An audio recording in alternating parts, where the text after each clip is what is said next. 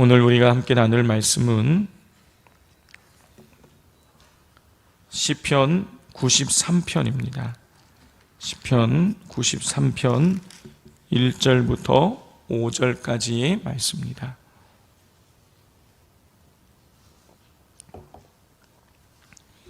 (93편) 1절부터 5절까지의 말씀 우리 한 절씩 교독하겠습니다.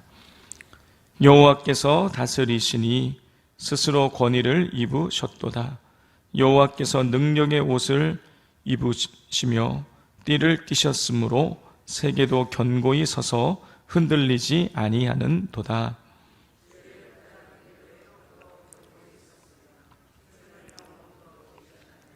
여호와여, 큰 물이 소리를 높였고 큰 물이 그 소리를 높였으니 큰 물이 그 물결을 높이나이다.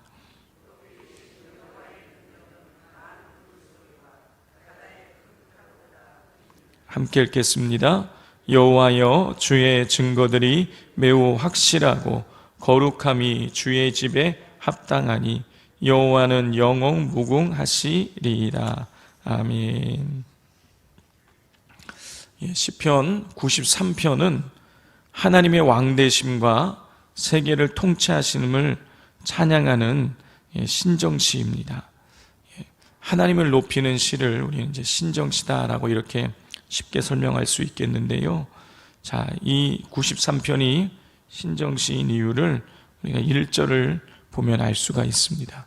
우리 1절을 같이 읽겠습니다.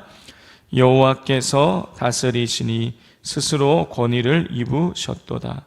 여호와께서 능력의 옷을 입으시며 띠를 띠셨으므로 세계도 견고히 서서 흔들리지 아니하는도다.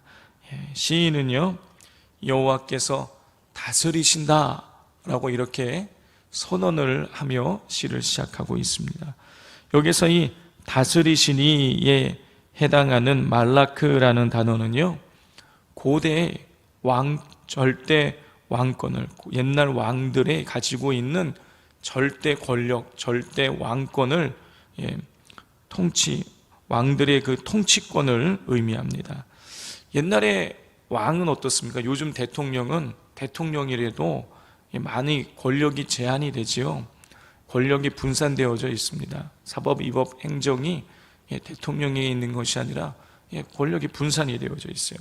근데 예전에 옛날 왕들은 어떻습니까? 왕들은 그냥 법 위에 존재해요.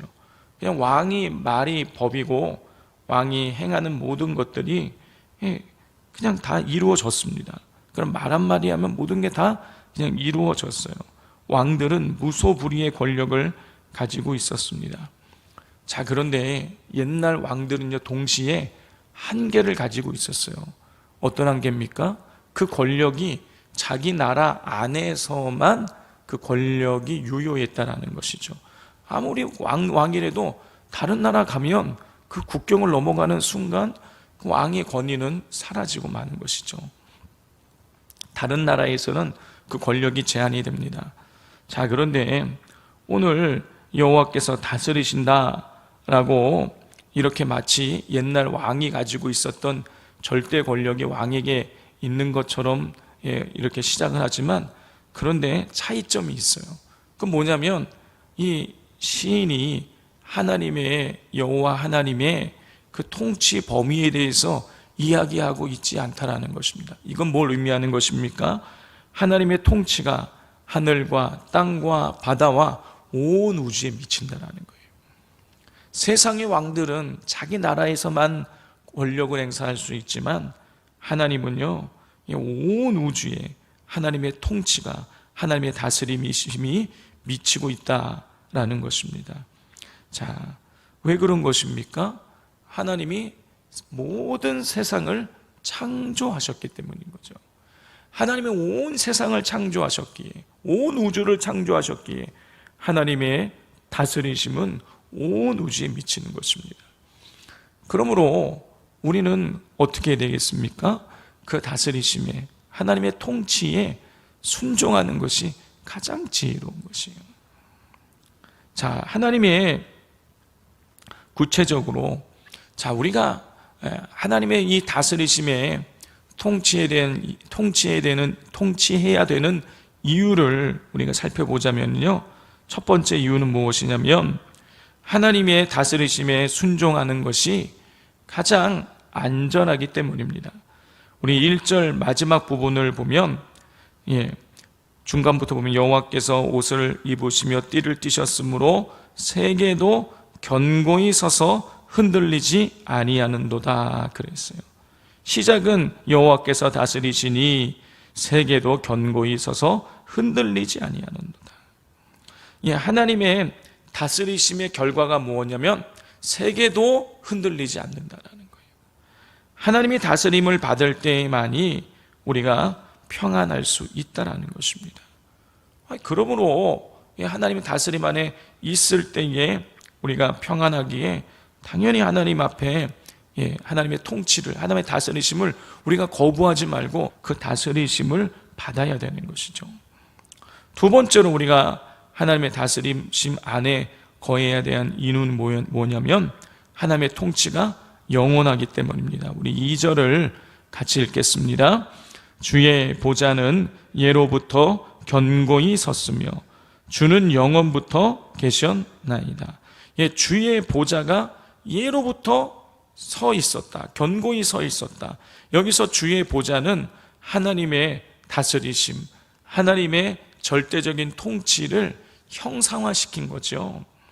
자, 따라서 주의 보좌가 옛날부터 있었고 또 주님께서는, 하나님께서는 영원부터 계셨다라는 뜻은 뭐냐면 하나님이 통치하시지 않는 시기가 없었다라는 거예요. 하나님의 통치는 옛날부터 지금까지, 옛날부터 앞으로 영원토록 계속된다, 그런 뜻인 것입니다. 자, 우리나라는 어떻습니까? 대통령이 5년마다 바뀌어요. 그러니까 대통령의 통치가 5년마다 바뀌는 거 영원하지 않습니다. 그래서 사람들은요, 이 정권에 따라서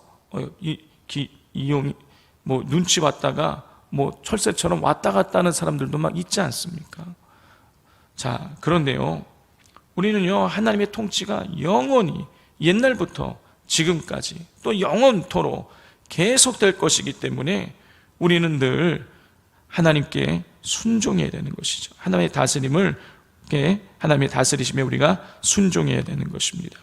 그런데 참 옛날도 그렇고 지금도 그렇고 앞으로도 아마 그럴 것인데 뭐냐면 그 하나님의 통치에 순종하지 않는 사람들이 있어 왔다라는 것이죠.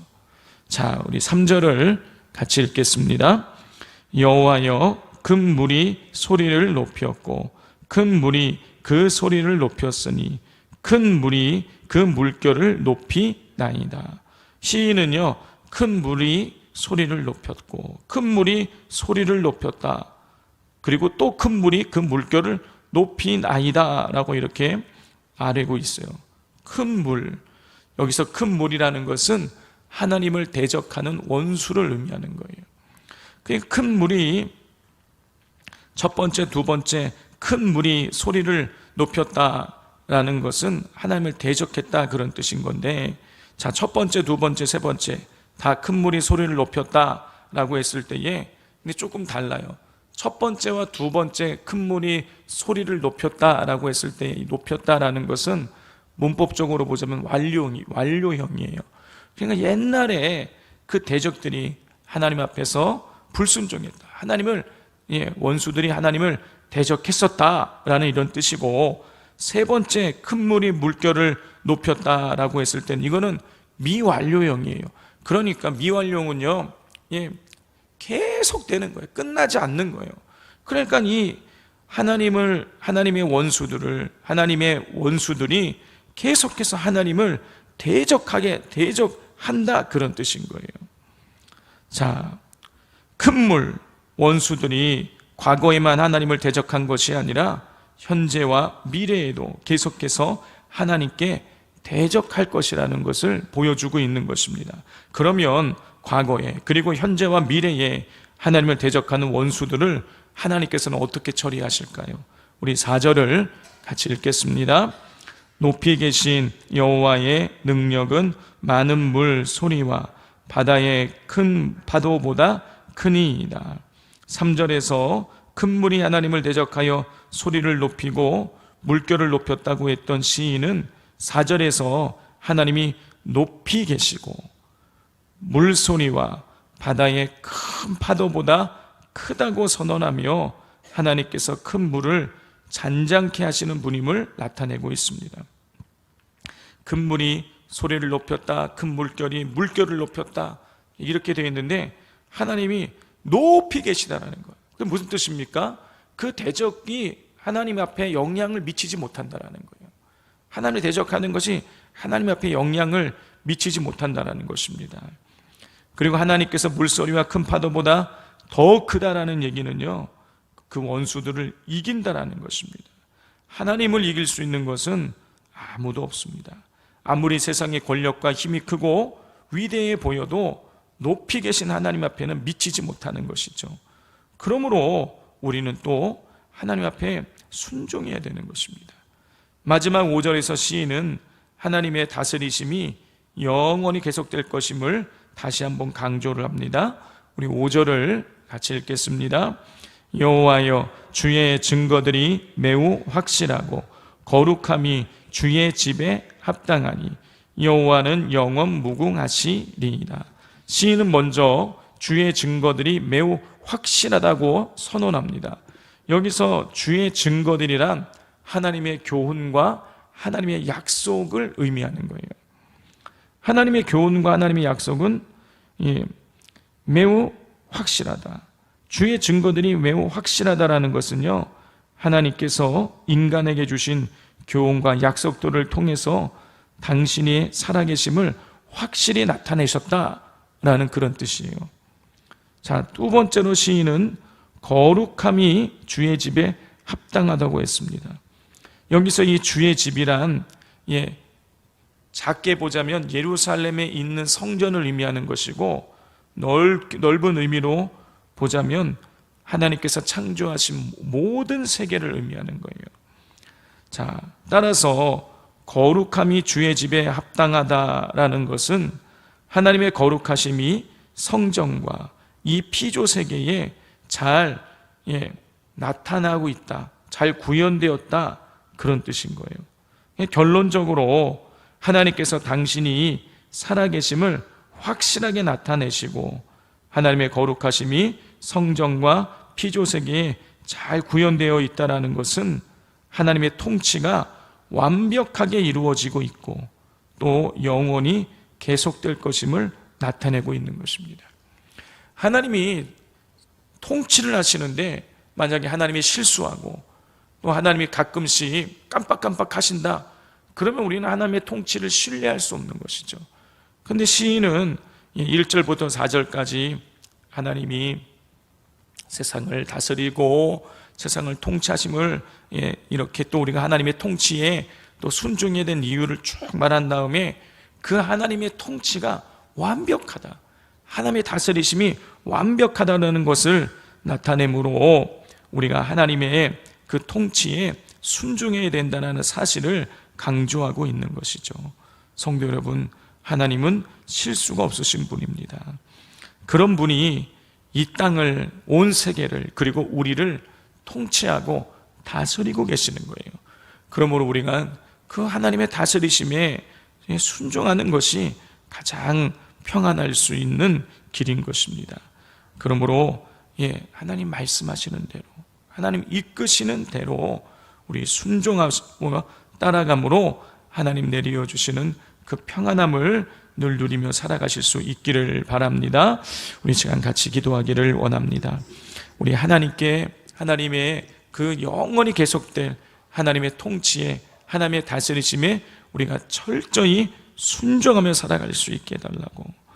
우리가 혹시 과거에 큰 물이 소리를 높이듯이, 물결을 높이듯이 하나님 앞에 우리가 순종하지 않고 하나님을 대적한 것들이 있다면 하나님 생각나게 하시고 또 우리가 회개할 수 있게 해달라고 또 기도하시고, 오늘 저녁에 드려질 수요 예배 가운데에 하나님께서 성령으로 임재하셔 우리에게 은혜 베풀어 달라고 또 기도해 주시기를 바랍니다.